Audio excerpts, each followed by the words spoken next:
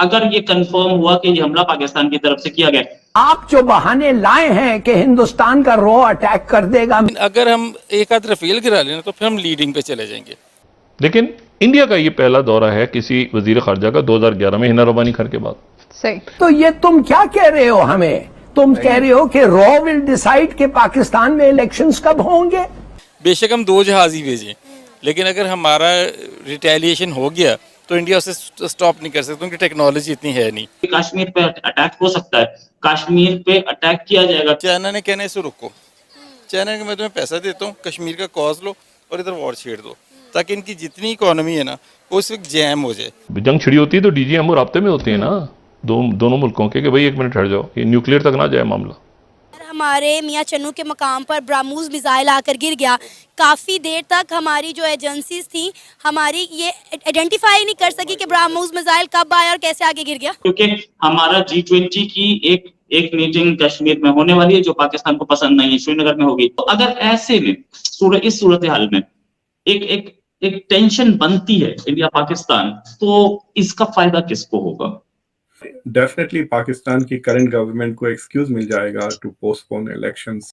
नमस्कार दोस्तों, जम्मू कश्मीर के पुंछ में जो आतंकवादी हमला हुआ है उसमें भारत के 5 जवान शहीद हो गए हैं। खबर है कि आतंकवादियों ने चीन में बनी 7.62 mm की बुलेट से फायर करी है और ऐसा पहली बार नहीं हुआ है कि आतंकवादियों के पास से चीनी हथियार बरामद हुआ हो। भीमबेर गली का यह इलाका LOC से सिर्फ 7 किलोमीटर दूरी पर है और ये बहुत घना जंगल है। पूरे इलाके में सुरक्षा बलों ने ड्रोन और सिनीफोर डॉग से सर्च ऑपरेशन शुरू कर दिया है। इस हमले की जिम्मेदारी PAFF ने ली है, जो जैश ए मोहम्मद का ही एक संगठन है। पाकिस्तान में एक चीज है कि there is state within state, और वो जैसे बोलते हैं कि पूरा आर्मी को ये नहीं पता होता कि ISI में क्या चल रहा है पूरी तरह से, और ISI को ये नहीं पता होता कि उसके अंदर एक छोटी सी यूनिट है डायरेक्टरेट एस, जो कि स्पाई एजेंसी के अंदर भी एक स्पाई एजेंसी है।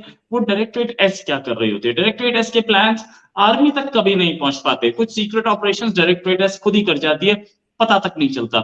ISI कुछ सीक्रेट ऑपरेशंस कर जाती है जो कि पता नहीं चलता आर्मी को और सिविलियन गवर्नमेंट को। तो सिविलियन गवर्नमेंट तो इतनी मजबूर है वहां पर कि मैडम आप ही ने शायद बताया था कि मैडम बेनजीर भुट्टो पूछ रही थी कि हमारे पास कितने वेपन्स हैं। जब इतनी मजबूर गवर्नमेंट है तो फिर सर ये डायरेक्टरेट वगैरह तो उनको नहीं समझ में आता होगा। तो अगर ऐसे में इस सूरत हाल में एक टेंशन बनती है इंडिया पाकिस्तान, तो इसका फायदा किसको होगा? डेफिनेटली पाकिस्तान की करंट गवर्नमेंट को एक्सक्यूज मिल जाएगा टू पोस्टपोन इलेक्शंस। इंडिया ने तो ना ऐसी कोई स्टेटमेंट दी, ना ऐसा कुछ कहा। हमारी गवर्नमेंट फिर इस तरह के दावे, इस तरह की रिपोर्ट्स क्यों पेश करी है सुप्रीम कोर्ट में? मेरा ख्याल है कि कुछ सीन क्रिएट कर रहे हैं कि लोगों का ध्यान जो है ना जंग की तरफ चला जाए। इंडिया को जरूरत ही नहीं जंग करने की। अगर इंडिया जंग करते उसका अपना लॉस है। फॉर एग्जाम्पल, अगर हम कोई हल्की कंट्री होते तो हमारे साथ जंग शुरू करके चाइना को इन्वॉल्व किया जा सकता था, लेकिन अब ऐसी सिचुएशन है कि इंडिया एक इमर्जिंग इकोनॉमी है। जंग करना हमारी फेवर में, उनकी फेवर में तो कभी है ही नहीं। वो कैसे? देखिए, अगर आप 2 बॉम्ब्स गिरा देते उनकी चलती हुई फैक्ट्रीज में तो इंडिया की इन्वेस्टमेंट वहीं पे रुक जाएगी। लोग कहेंगे कि जनाब यहाँ पे तो हालात ही ठीक नहीं है, फर्दर नहीं। और इंडिया ऐसी सीन सोच भी नहीं सकता, क्योंकि पिछले साल हम लोगों ने जब उन्हें आंसर किया था 27 फरवरी को, हमने बताकर उनको अटैक किया था और वो हमारे अटैक को रोक भी नहीं सके थे। इसका मतलब हम कैपेबल कंट्री हैं। बेशक हम 2 जहाज ही भेजें, लेकिन अगर हमारा रिटेलिएशन हो गया तो इंडिया उसे स्टॉप नहीं कर सकता, क्योंकि टेक्नोलॉजी इतनी है नहीं। हाँ, वो हमने आगे तरक्की के मामले में बहुत अच्छा रेवेन्यू अच्छा जनरेट करें, ऐसे सीन में वो लड़ाई से दूर रहेगा। लेकिन सर, अगर हम बात करें आर्मी कंपैरिजन की, तो इंडिया की आर्मी का हजूम पाकिस्तान की आर्मी से 2 गुना ज़्यादा है, या शायद इससे भी ज़्यादा होगा। और उनके पास हर तरह का वेपन है, यहाँ तक कि वो जो सुपरसोनिक मिसाइल हैं, ब्राह्मोस मिसाइल बना भी रहे हैं रूस की मदद के साथ, और दूसरी कंट्रीज उसे लेने में इंटरेस्ट भी शो कर रही हैं। आप ये अगर हम बात करें वेपन्स की, तो इंडिया वेपन्स में हमसे कई गुना आगे है। Let's update Indian, no doubt Indian do have their own facilities for manufacturing the weapons, लेकिन पाकिस्तान का वेपन पेटेंट है। For example, GF-17 thunder labelled जहाज़ है जिसने जहाज़ गिराए हुए। इंडिया के किसी जहाज़ ने आज तक कोई जहाज़ गिराया नहीं, इवन रफेल ने आज तक कोई नहीं गिराया हुआ। हमारी जो आर्टिलरी है, हमारी जो मैन्युफैक्चरिंग, हम नो डाउट उनसे बहुत आगे। We are the exporter of these products. हम मतलब हमें इंडिया से जंग करने के लिए जहाज़ खरीदने की जरूरत नहीं है। हम अपनी फैक्ट्रियों को ऑर्डर देंगे, जहाज़ बनेंगे, हम उड़ाएंगे। बट इंडिया फैक्ट्रियाँ मतलब कौन से जहाज पाकिस्तानी की फैक्ट्रियों में बन रहे हैं? कि पाकिस्तान इस वक्त एशियन लीडिंग जो कंपोनेंट्स हैं GF-17 thunder, that is a Pakistani product. और ये आपको पता है पिछली गवर्नमेंट ने यही तो एक काम किया, यहाँ एक एटम बम चला दिए, जिसकी वजह से आप लोग मतलब बचे हुए, वरना तो अब तक तो आप रौंदे जा चुके होते हैं अल्टीमेटली। अब देखें इंडियन ने हमें भेजे, क्या मिग भेजा, सुखोई भेजा, रशियन टॉप प्लेन्स हैं, अब उसको हमने ऐसी फजूल ऐसी गिरा दिया। मतलब उसके बाद उन्हें जरूरत ही नहीं हुई कि सेकंड अटैम्प्ट हमारे साथ कर सकें। उनका सारा इंफ्रास्ट्रक्चर ही फ्लॉप है। कौन सा जहाज़ है जो हमारे साथ आगे खड़ा होता है?